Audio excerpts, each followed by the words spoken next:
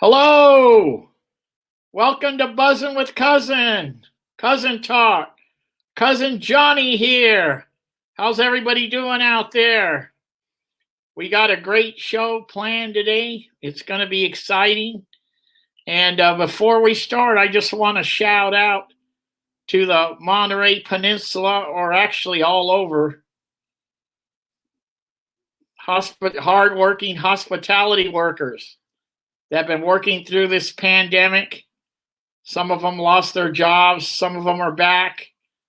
The ones that were working through the pandemic also were, working in tents, walking up driveways to make things happen. And I'd like to take our hats off to those hardworking hospitality workers. Okay, we've got a great show planned, and I'm really excited about our guest today and our subject. So let's just do it. Okay, so in about approximately, I would say, a year, give or take, Monterey is going to witness one of the most historical events in history of Monterey. It's going to be probably in the top 5-10 historical events in Monterey, when in 1940, Doc Rickett and John Steinbeck commissioned a Monterey purse seiner and went down and got specimens and did research in the Sea of Cortez. And that purse seiner, that was around 1940. It was built probably before then. That purse seiner was found. It's going to be refurbished, redone like brand new, and it's going to come back to the Monterey Peninsula. That is going to be a historical day. But I'd like to introduce our guest. He's the project director. He's in the Western Flyer Foundation. And Buzzing with Cousin is honored to welcome our guest, Chris Chase. And here he is. Chris, welcome to the show. How you doing? Hey, thanks for having me. It's fantastic to be able to share the project with the Monterey audience, the whole Monterey Peninsula. So, hey, thanks for having me. When I knew that you were coming on, I was so excited because being a son of a sardine fisherman and living here on Monterey, where a lot of the Sicilians fishermen all paid their dues in the sardine fishing fleet. And just to know that the Western Flyer, one of the purse seiners, is coming back to Monterey, and the history of Doc Rickett and John Steinbeck. So I'm so happy, and I thank you for what you're doing, and you're preserving the Monterey history. So thank you so much for doing that. So Chris, yeah, thanks a lot. So how did it start? I mean, how did the dream start, and what's the history? Yeah, so let's back up just a couple of steps. You mentioned 1940 as a date and time, and that's certainly what made the Western Flyer famous. But like you said, the Western Flyer was built a few years before that. It was built in Tacoma, Washington in 1937. Tacoma is about 40 miles south of Seattle. The Pacific Northwest during the early 20s, 30s, and 40s was the shipbuilding kind of mecca of the entire North America. We had the trees, the shipwrights flocked to the Pacific Northwest in boats, just like the Western Flyer, were being turned out. And at the time, mid-1930s into the 1940s, Monterey was the place to be. It was the heyday of that Monterey sardine fishery. Really was pinnacling in the late 1930s all the way into the early 1940s. So the Western Flyer, built in 1937, built specifically for that sardine fishery. She stormed down the coast that summer after being launched, arrived to fish the 1938 fishery in Monterey. She had 3 sisters that joined her down the coast in Monterey. And many of your viewers have seen the old black and whites of Monterey Bay, just littered with sardine boats. You know, they built them very kind of standard size, a lot of 77, 76 foot, and a lot of mid 80 foot, 86, 87 foot boats. But they were the pickup truck of the ocean. You know, this Monterey, 1938 was the place to be, and the Western Flyer was there for that heyday of that fishery. But wow, that's great. And was that did somebody commission that boat to be built, or? You know, I'm not exactly sure if it was commissioned. You know, the man that owned the boat at the time was a man named Tony Berry. And it was very common in the 1930s that the skipper or the owner of the boat might not be able to afford the entire boat up front. So he would kind of go partners with the boatyard. So a lot of boats that left the Pacific Northwest boatyards carried the name of the boatyard. The boatyard building the Flyer was called the Western Boat Building Company. So hence the name Western Flyer. One of her sister ships was the Western Traveler. She also had the Western Voyager. So Western signified the boatyard, but the owner, 50% plus owner, was a man named Tony Berry. And Tony was familiar with that sardine fishery. He had fished it many years before. And I think this might have been the first boat that he commissioned or owned outright on his own. So he was the owner, skipper of the boat. And the other crew members that were part of the Monterey community were a man named Sparky Anea, who's related to one of the folks there still in the Salinas area, a man named Bob Anea. Yes. And then there was a man named Tiny Coletta. And then of all things, the engineer on the boat was a guy named Tex Travis. So it was it was a great crew of guys that were fishing that boat. So, but yeah, it was commissioned, I guess, specifically for that fishery by that man, Tony Berry. Now, what's interesting is because I was always wondering how did they get the name Western Flyer? Oh, I was always wondering how they got that name, and that was great. How what you told me. That's great. You know, for all the historians, one of the great things of restoring the boat is you peel down through the layers of the boat, all the wear and tear, all of the subsequent years that the boat had been in service. You finally get to the bottom layer of paint. And in the case of the Western Flyer, it was this kind of aqua green Caribbean turquoise color.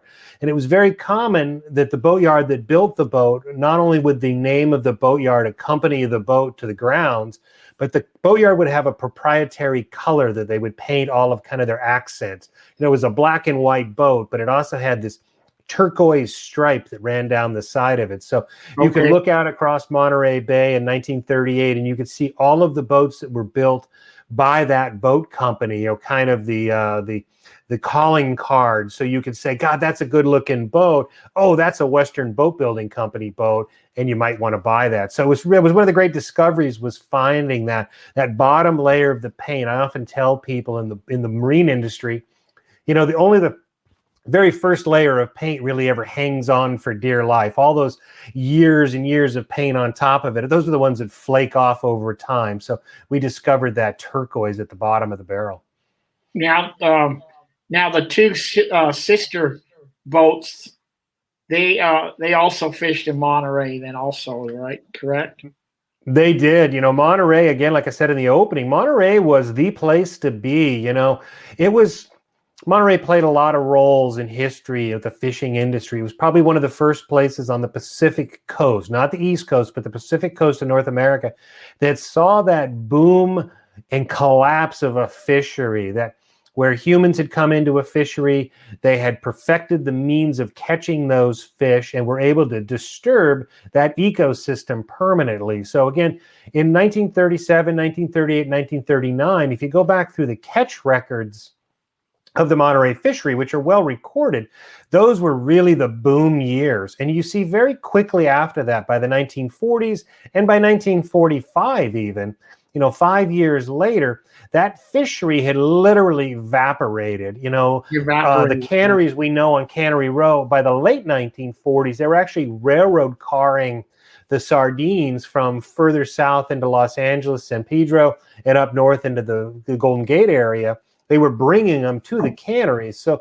that fishery, many of your audience will know, it was a very short-lived, boom and bust fishery. Yeah. So it played a lot of it paved the way for a lot of similar fates to other fisheries up and down the West Coast, but it was probably the first and maybe one of the most famous. So yes, both of her sister ships, actually all four of them, so there were four built that winter, all three of them plus the Western Flyer, traveled to Monterey to participate in that fishery. And if you could look at one of those old black and whites, somewhere out there, you would see the Western Flyer, the Western Traveler, and the Western Voyager all floating out there happily working the waters of Monterey. I want to show just a quick photo of the black and white of Western Flyer right now. Here we go. There it is. Yeah, that's a great photograph for folks to look at. That's actually 1937 in Commencement Bay, right in front of the boatyard that built the boat. That was probably taken during the sea trials. You know, when they build a boat, they want to make sure everything works right. So that is it's amazing. There are so many very high quality black and whites from those early days. There's actually a few photos floating around the internet that are actually her launching, her being built, the keel being laid. So that's a great image to share. Yeah, folks can Google that and find that image around the world. I can see the guys up top proudly, and that is really great. Yeah, and that crow's nest, this is a good image to kind of hold on. You know, it was a daylight fishery for the most part. And the way a purse seiner works is they would deploy the net off the stern of the boat, and they would encircle a school of fish using one of those two skiffs that you see stacked on the back of the boat.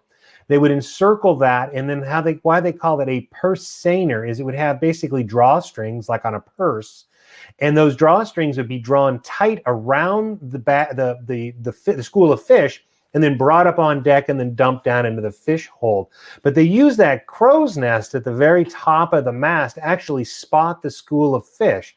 They could be up there in the early morning, and they would look out across, and they would see that disturbance, that nervous water on the surface of the ocean, and the boat would head off in that direction. As times got better, they actually started using spotter planes, and guys would buy into a particular spotter, you know, and he would radio down and say, there's a school 4 miles to the north, and they'd all steam to the school of fish. But back in the day of the Western Flyer, they would actually stand up in that crow's nest and spot the fish.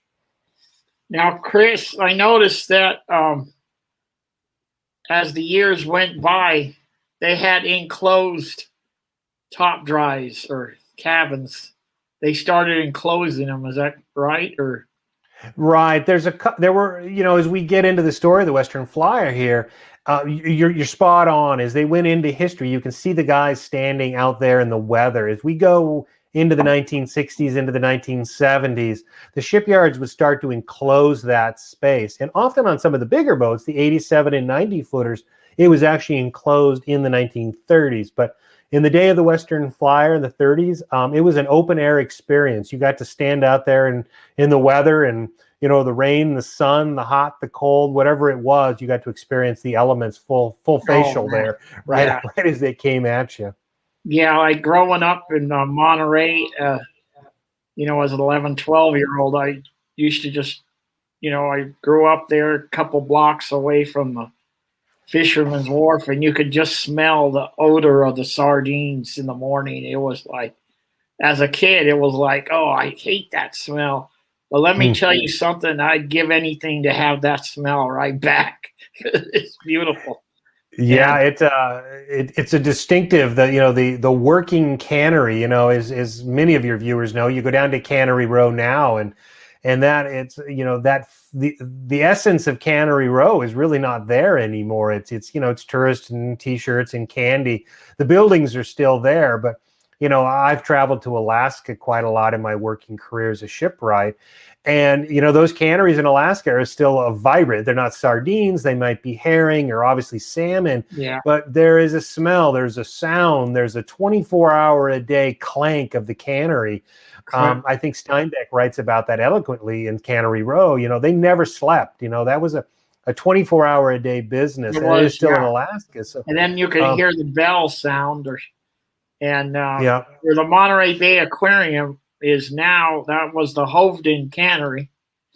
And I remember as a young boy, you know, just riding bikes, and I'd see my grandmother with the bandana on working the line. It was they were working the line, and we used to just walk in, and she'd stop, give me a hug, and then go back to work. It's just like now you wouldn't even be able to step foot in there. Get out, liability. You know what I mean?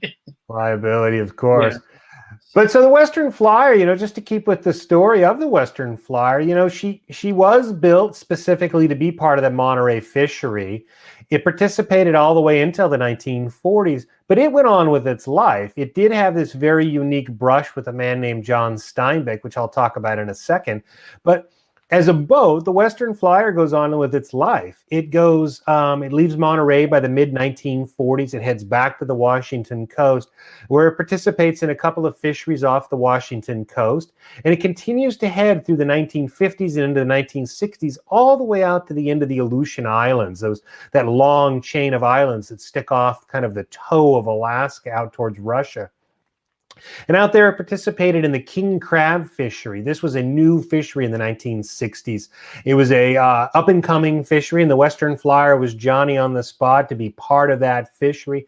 Participated in that fishery all during the 1960s. By the 1970s, the Western Flyer is still working hard. At this point, it's working as a salmon tender. Smaller boats would catch the fish, and those fish would be transferred onto the Western Flyer, where they could be transported back to one of those canneries we were talking about, and then be processed into fillets or canned fish or whatever was going to happen. So the Western Flyer, beyond Monterey in the 1940s, late 1930s, had quite a long life, all the way up until the 1980s, when there wasn't quite a place for the Western Flyer to be productive. She was a little too short for some fisheries and a little too long for some other fisheries. So that's where she kind of languished next tide to the dock and kind of wasn't able to find a true place to be. But it did work as a fish boat almost all of its 80 years floating in the ocean. There was only a few years at the very end of her floating life, and she'll go back to floating, I'll tell you here in a second, but where she didn't work as a commercial fishing boat. So millions and millions of pounds of fish of different species, rock cod, sardines, herring, salmon, crab, have been brought across the decks of the Western Flyer. So not only did her brush with fame and John Steinbeck kind of seal her place in history, but she did play quite a prominent role in the Pacific Coast fisheries from central Southern California all the way out to the Aleutian Islands. Wow, what a story. That's a great story. Now, Chris, so how did this dream happen? How did someone say, I just want to go look for the Western Flyer? Or how did it happen? This is going to be a couple layers, but let me back up just to kind of condense the story down. The beautiful thing about the story of restoring this boat for myself has been the millions of tentacles, the stories that connect all of the people that support the project. But so it's sometimes hard to just get narrowed down to one particular story. But you need to go back to the spring of 1940. So the Western Flyer participated in a couple of seasons of sardine fishery. That fishery ends in the spring each year, or was, and when it was fishing back in those days. That fishery would end in the spring, and the boats would all tie to the dock. They would go north, go south. They'd go back to their home waters. And there was this man named John Steinbeck. I'm sure some of your viewers have heard of this guy named John Steinbeck. He wrote a little book called The Grapes of Wrath. Yeah. Anyway, he had just written The Grapes of Wrath, and he had just sold that to Hollywood for some movie rights, and he had a little bit of coin in his pocket. And his best friend was a man named Ed Ricketts. And Ed Ricketts was a kind of a marine biologist, a jack of all trades, but he had a place down there on Cannery Row called the Pacific Biological Laboratory. And he was very into identifying, cataloging, mapping the intertidal of the Central California coast. And he had always wanted to get down to the Sea of Cortez and really do kind of a proper scientific study of that body of water from mainland Mexico to the Baja Peninsula. So in the spring of 1940, the two men started walking the docks. And for a long first few visits, first few asks, they got told, no, I don't want to lease you your boat. Where do you want to go? I don't do those kinds of things. After quite a few rejections, they stumbled across Tony Berry and the Western Flyer. Tony said, I've got some time on my hand. I can make a couple of extra bucks. Let's go. So it was a very quick order. They got some food together, got some scientific equipment together, and a crew of 4 crew members, Tony and the 3 gentlemen I mentioned, and then Ed Ricketts, John Steinbeck, and John Steinbeck's wife depart Monterey, California on March 15th, 1940, on what would become a 6.5-week trip to the Sea of Cortez. And it was half scientific journey, half expedition, and kind of half we just got to get out of town. Yeah, get And out. what came out of that was a co-authored book called The Sea of Cortez. So that's really what locked the Western Flyer into the history books. It was a couple of books that were pinned on the, because of this trip, not on the deck of the boat, but post-trip, that really sealed the Western Flyer into the history books. But again, the Flyer goes on with the rest of its life. And the books have influenced so many people's lives. And your question was, what started the spark to restore this boat and bring it back to Monterey? And it was the book, The Sea of Cortez. It was a man who read that book as a young boy, and it influenced him as a young boy. And he'd gone all the way through his life until he was into his late 50s. And he had made some money, had a little bit of pocket, some money in his pocket. Yeah. And someone had told him that the Western Flyer was, sitting in this town called Port Townsend, Washington, which is a little west of Seattle, sitting on dry land, and it kind of was a fate unknown. What would happen to this boat sitting on dry land? This man came up, saw the boat, realized that it had meant so much to him in his life, and he had recognized he had met so many people that had influenced their lives, that this boat needed to be saved. He wasn't exactly sure what would happen, how that would be, that undertaking would happen, but he knew he needed to save this boat, and he had purchased it from this land developer that had some visions for kind of a tourist attraction in the Salinas Valley there, which is a whole nother side story we could talk about for an hour. Yeah, I heard something about that over the years. But the identifying of the boat was actually, one of Monterey's own, Bob and Nea, who is related to Sparky and Nea and related to Tony Berry, actually both of them. He always remembered that a boat carried its Coast Guard identification number, but it also carried its radio call numbers all the way through its life. See, the Western Flyer had been changed to the Gemini, from the Western Flyer to the name Gemini in the 1960s. So it kind of had been lost to the general public.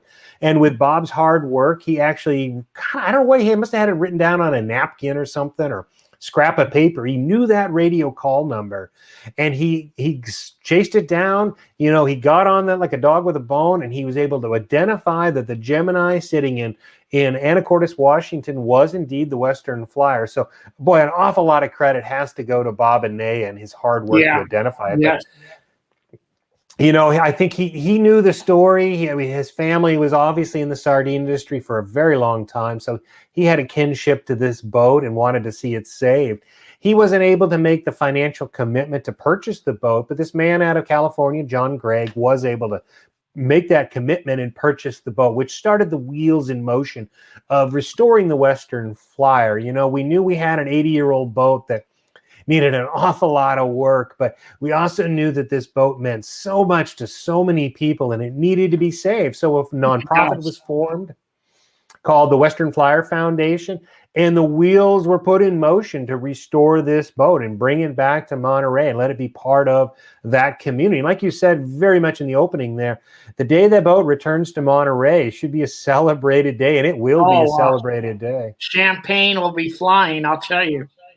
Champagne. Yeah, it'll be a great day when that returns to Monterey, which, we are now 6 years into that endeavor. That boat was moved into a building about 6 years ago for safekeeping, kind of sift down through all the layers of history that had been applied to this boat. Different parts have been taken off and changed, some things new, some things old. Get to the bottom, this is 1940, what we have left on our hands. And now what can be saved and what needs to be restored. So over that last 5 years, a full restoration, top to bottom, every piece of wood has been poked, prodded, and replaced if needed, and kept if possible. So I cannot say that enough, a full restoration of this boat is being done. the best way to chase down the restoration at this point, being in Monterey and not being in Port Townsend, is I do a YouTube channel pretty regularly, and I get quite a following. You can actually tune in and kind of watch some of the guys and gals. There are plenty of women working on the project. Check out the project happening, but things are moving and starting to really pick up some momentum with the restoration. You know, I can see that boat floating in Monterey Bay by the summer of 2022. So Oh, I'm you're all great. That is great. Yeah, Chris, I it's want to show exciting. everybody the photo of how when you guys found the boat. Yeah, you got to see that. Yeah, that's rolling it into the building. That was a tough day rolling it in there, but we got that boat into the building, and you know, if you don't know much about boats, you might be looking at some pretty rough edges and wondering if it can be restored. But check out some of the videos I've done. You know, simply Google the Western Flyer, and it's not very hard to find photos of this boat being restored. But it will be coming back to Monterey sooner than a lot of people kind of maybe expect. You know, when you look at that photograph of it being rolled into the building, there's a lot of skepticism. It's is this really possible? These guys know what they're doing. Could it be restored? There's complete optimism now. We are actually starting to talk about launch dates. We're starting to talk about what it means to come down the coast. I think you asked in the beginning, will it be towed down, barged down? Right. It'll come down on its own keel, as a fisherman would say. Wow. It'll motor its way down the coast. It'll arrive into Monterey Bay, and it'll be out there. And I certainly hope we can have quite a celebration and kind of. Oh yeah, that is definitely going to be a celebration. You know, there was a famous thing, and maybe you can speak to it a little bit, but at the end of every sardine season, there was the celebration of the Sardine Day. I think they would have a big festival on the dock, and people would, you know, it was basically a big 1940s picnic on the dock kind of thing.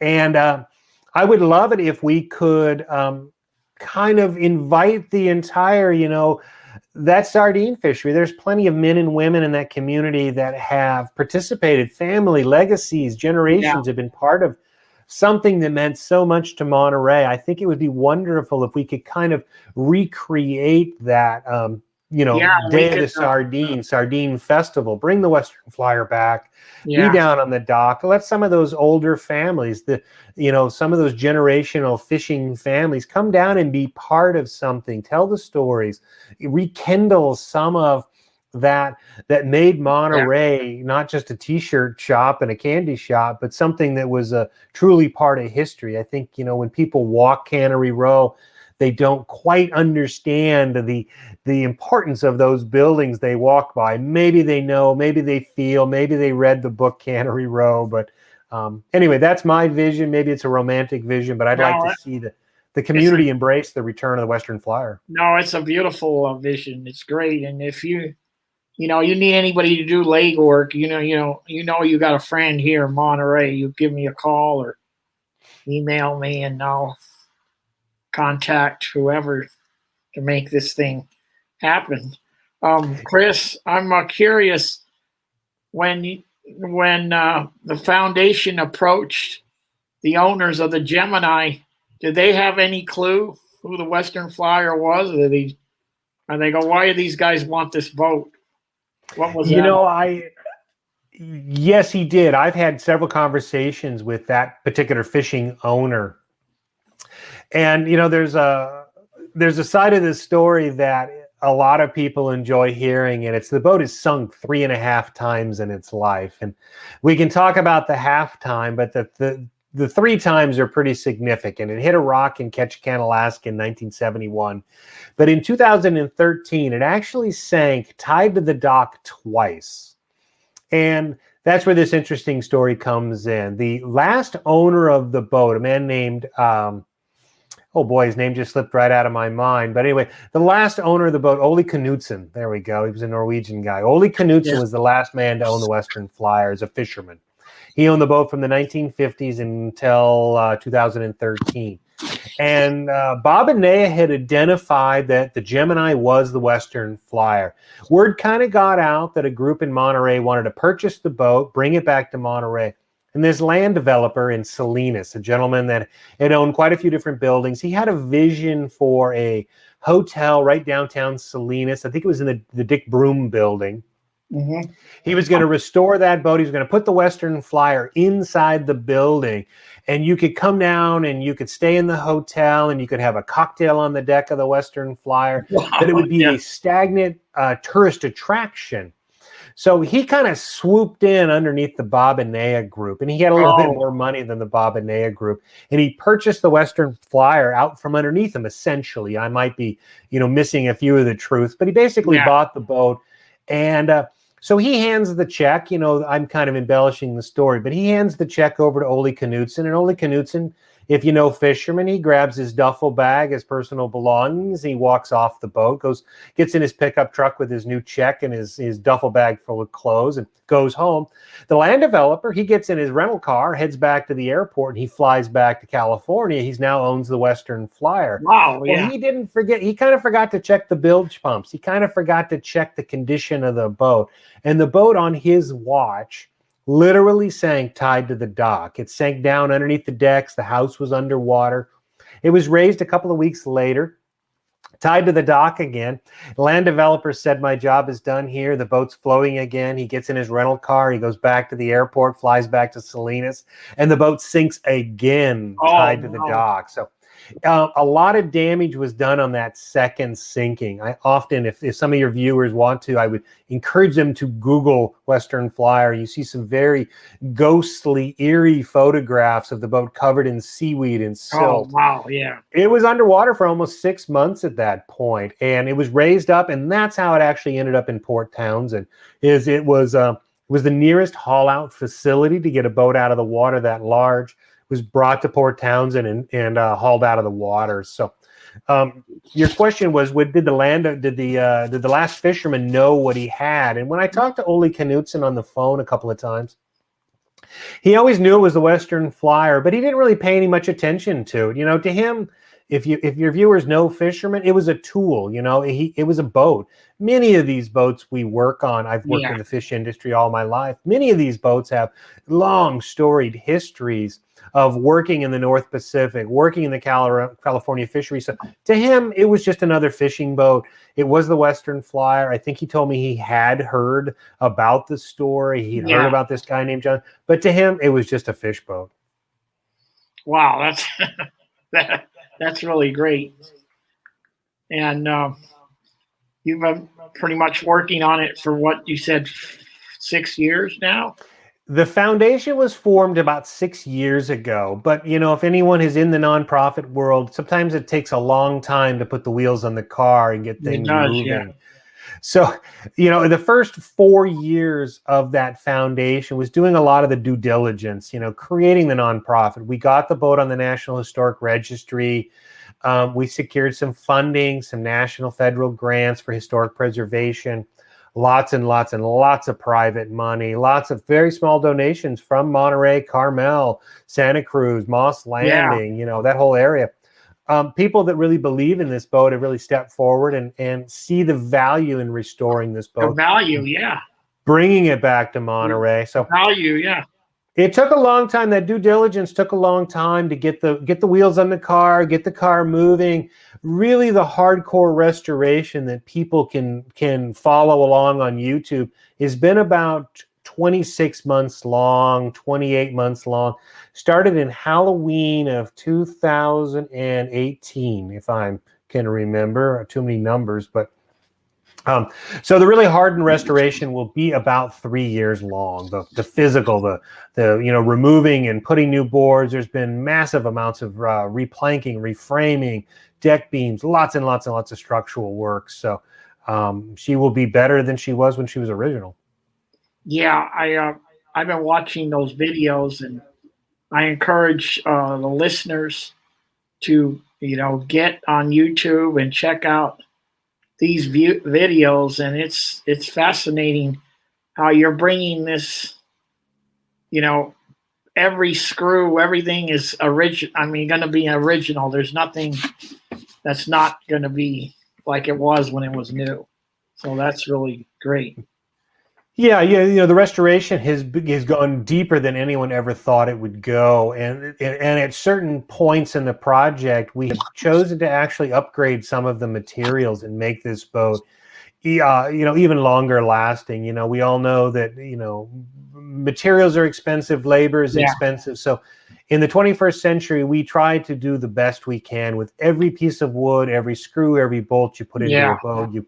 You're respectful to the tree. Wood doesn't grow on trees anymore. The kind of woods that these boats were built out of that made the Pacific Northwest so famous, those woods if they are there, but they're protected in certain pockets along the coast, in national parks and preserves where they should be saved and protected for generations. So the Pacific Northwest is in kind of a regrowth period right now, when those trees are starting to mature and come back, and those same quality materials. So we have to go very far and very wide to find materials to rebuild boats like this. It's not the easiest task. So we're very respectful of each piece of wood that goes into the boat. You try to do the best you can with the resources at hand. wow. Once again, I thank you for you and the foundation for doing what you're doing. Is really, I just can't wait to see this thing happen. Yeah, And and I think I alluded to, there are a million stories with this project. I have learned my career has been as a wooden shipwright, working specifically and exclusively on wooden boats for over 30 years here in Port Townsend. And a couple of years ago, about 3 years ago now, going on 4 years now, partway into this restoration, I fell in love with the story. I fell in love with the people that were involved with the story. And I stepped away from a 30-year career as a part owner of a shipyard. And I stepped across the table and became just kind of the eyes and ears. I had years of experience in restoring boats. I knew a young foundation could use some expertise on their team on how these boats go together. I've participated in a lot of sourcing in the materials. So it has been a project for me of a lifetime. And people use that word loosely, but I've worked on hundreds and hundreds of wooden boats. And this one is going to leave a mark. I mean, this one is oh going to yeah, be with me forever. it's definitely going to leave a mark. Chris, okay, so the Western Flyer is ready to come, possibly the summer of 2022. It comes Yep. to Monterey. What's the life going to be for the Western Flyer after it gets here? Is it going to be on display? Is it going to be a museum? What's happening? Yeah, so going into this entire project, the boat was never going to be a stagnant museum. We often see these. If you go up to San Francisco, you can go down to the Maritime Museum. You'll see some beautifully restored boats tied to the dock. Tourists can come and go from them. That was never the vision for the Western Flyer. And the other side of that is, we've always saw this education and research element of this boat, a working boat going out into the water, being used hard again, just like it was as a sardine boat. But as opposed to catching fish, we're actually looking at that ecosystem, kind of standing on the shoulders of what Ed Ricketts and John Steinbeck did, expanding on what they did. So much more in the research and education platform. So, and not like what I call a field trip boat, the kind of boat that brings young people down. They jump on the boat for a day, first exposure to the marine environment. That's never been our intention. We're seeing a boat where it is more of a tool in a toolbox for that young scientist. They might be late in high school, they might be early in college. They need the resources that the foundation attracts, the scientists, the UC Santa Cruz, the Hopkins people, Stanford, up and down the West Coast. Those folks that are attracted to the Western Flyer Foundation can then give back through the foundation. So research, education platform, working the waters of Monterey Bay, but also down into the Sea of Cortez, back to the scene of the crime, as I say, back to where this landmark novel was written with Steinbeck and Ed Ricketts. So it's a working platform. You'll definitely see it there in Monterey. We've been working with the city of Monterey for a long time to secure a permanent dock space on the old Coast Guard dock. I think that is a little slow to come to fruition, but we will definitely be down in the basin. People will be able to come down, see the boat, step aboard the boat, see what a sardine boat looked like in 1937. But then at the same time, you might see the stern of that boat rounding the point, headed south down to the Channel Islands to do a deep water study of something going on out in that area, or Oh down yeah, into the so it's going to canyon, be a working boat, working. a working boat, and yeah. Yeah, the key word there is working. It will not be a stagnant thing. I Yeah. mean, it's not just going to tie and rot to the dock. It'll have to be out of the water. Things will have to be fixed. Things will be broke. I mean, it'll be a working boat again, which I think there's some magic in this. Continuing along with what Ed Ricketts and Steinbeck did. I mean, I encourage all of your viewers, and I wish I could encourage everybody out there in the world to read the Log from the Sea of Cortez, the book that was really the pivotal landmark book from this story. It's a deep thinking book. It's a phenomenal read. But hopefully we can build on what they went to. You know, the beauty of what happened in 1940 with those two gentlemen is going to the Sea of Cortez. They looked closely at a ecosystem before humans really started to influence that ecosystem. Yeah. The Colorado River had been freshly dammed at the Hoover Dam, so it was no longer free flowing all the way to the Sea of Cortez. There were a lot of American, Japanese, and Russian shrimp boats in the Sea of Cortez, but they were able to see an ecosystem really before it was in peril. And now we can all go back 80, 85, 90 years later and take another snapshot. So there is some incredible hard science that was created off the deck. And we want to build on that. We want to build on true hard science and not just, getting people that first experience on the water. Working is the key word here, a working boat. Sounds like you're going to be coming to Monterey quite a bit on this thing when it gets here.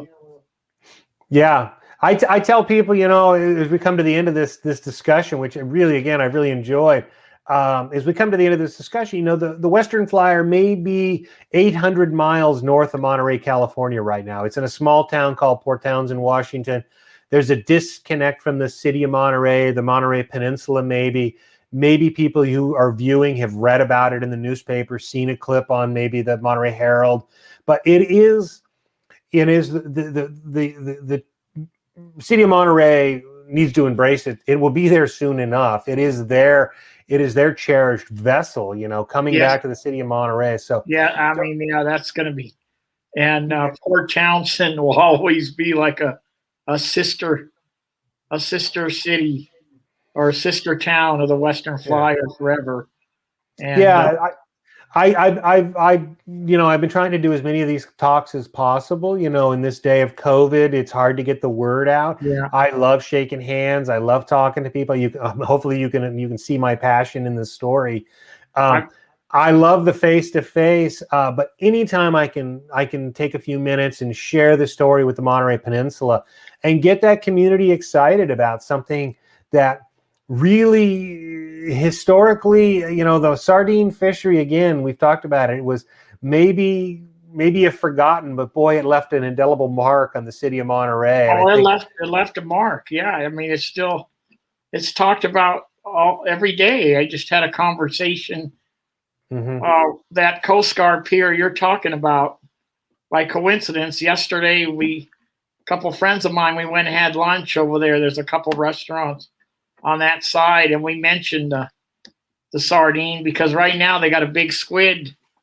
They're catching squid like crazy right now, and the whole area is covered with boats. And we mentioned that, hey, what about the sardine era? It was like 600 first seniors out there. But this has been a fascinating conversation.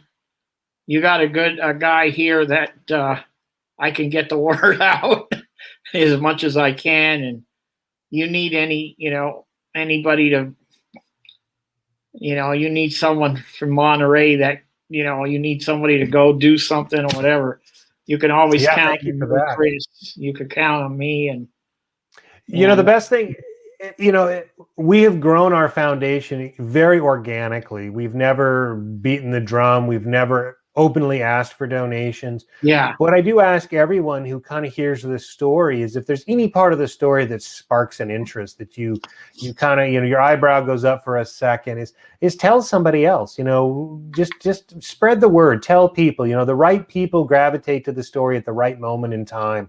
Yeah. And it does take a community, and a community like Monterey, to support a project like this. And so that's what I hope your viewers can do is, you may have, so many people that are listening to this, but if all those people, they can tell some folks, send a little bit of a link, tell some other folks about it. Yeah. There's a phenomenal article in the Smithsonian Magazine written about our project, about the Western Flyer. Google that. I think it was the September of 2019 issue. There's no shortage of ways to learn about the story of the Western Flyer and the legacy of Ed Ricketts and John Steinbeck. Yeah, that was just incredible. I mean, and then the bond they had as two friends is something else.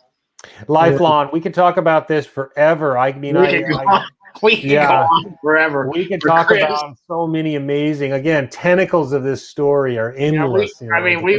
We've got another hour, 2 hours, but I want to I know you're going to be working on this project, so I really appreciate you coming on. It's an honor to meet you. I know we've emailed each other a couple times, so it's an honor to meet you, and I appreciate what you guys are doing. And I look forward to the Western Flyer coming to Monterey, and I want to shake your hand in person one day. So I'm looking forward to that. Thank you again. Thank you for trying to share the story. You sharing with your audience. It's fantastic. Yeah. So thank you for having me. I enjoy telling the story. And if people want to find me, they're more than welcome to email me at chris@westernflyer.org. And, you can find me on Instagram. You can find me on YouTube. I really encourage people to look up the story. So I'm not bashful at answering emails. Sometimes slow, but not. And if anybody's out there and they, you forget what was Chris's email or how do I get a hold of him? Get a hold of me. I'll get a hold of Chris. Yep. So Chris, once again, thank you. And we'll look forward to the Flyer coming to Monterey. Thank you. Yeah, it's going to be a heck of a day. Thanks for having me. Okay, Chris. Thank you. Bye. Bye-bye. Wow. What a fascinating... That was fascinating. The Western Flyer is coming back to Monterey. Let's get the word out. Let's spread the word. Anybody that wants to know more, on YouTube, the Western Flyer's got a channel. Chris Chase, the project manager, he's, you can email him. You can get a hold of me. I'll get a hold to him. You want to donate, let me know if you want to donate to that foundation. But this is going to be historical. So I'd like to thank Chris Chase and the Western Flyer Foundation for keeping our history alive, and all the fishermen, all the families of the fishermen, of the old timers that were in that sardine era. We're going to keep the memories going. So, and then thanks everybody for tuning in today. And we'll keep you posted for the next show. And everybody stay safe. Take care of your hard-working hospitality worker. And we will see you next time. Thank you. Bye.